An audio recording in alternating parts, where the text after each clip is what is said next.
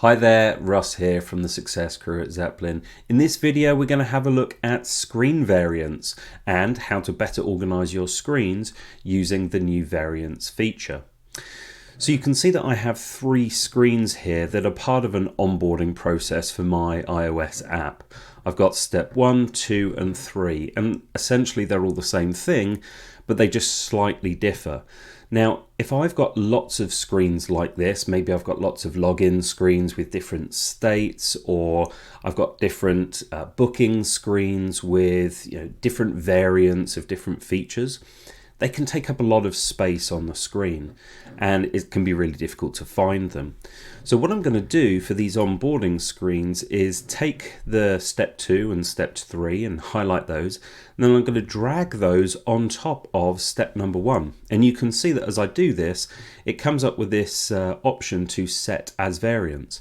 And all I have to do is just drop the screens on top of that, and it basically stacks those screens together, but it gives me the ability now to indicate to other people that these are actually variants of one screen rather than being three different designs. So if I go into my onboarding screens, I can now see at the top here that we have number 1, number 2, number 3, and I can cycle through those and clearly see that these are all variants of the onboarding screen.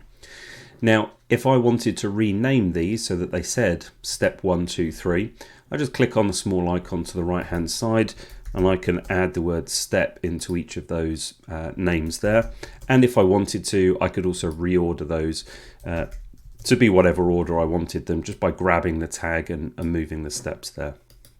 So that's how you add screen variants and stack those together. If you wanted to remove any of those screen variants, you could actually use the cross on the right hand side, and it would ask you whether you want to remove it as a variant, which would put it back into your project just as a separate screen.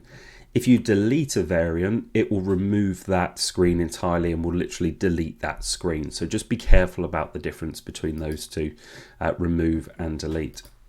Now, I want to show you another way that you can also create screen variants. I just did this because I had screens in my project already. I'm actually going to go and delete these screens because there's a way of doing this when you actually import them to the project.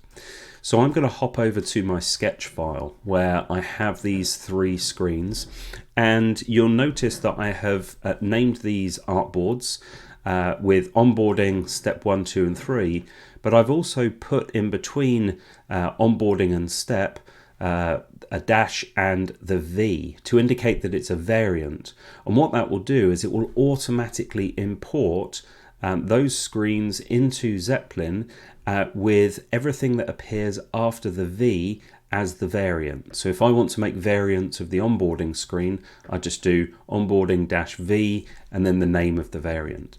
So let's see how this works. I'm just going to export this here to my Go Travel app and click the export button. It will go through the same process that it always does, and as they bring those screens in, you'll see that it has created the onboarding screen and already it has stacked those up into be variants. So if I now go into here, you'll see that they are perfectly named step 1, 2 and 3 and ordered according to the order of the artboards that they came in.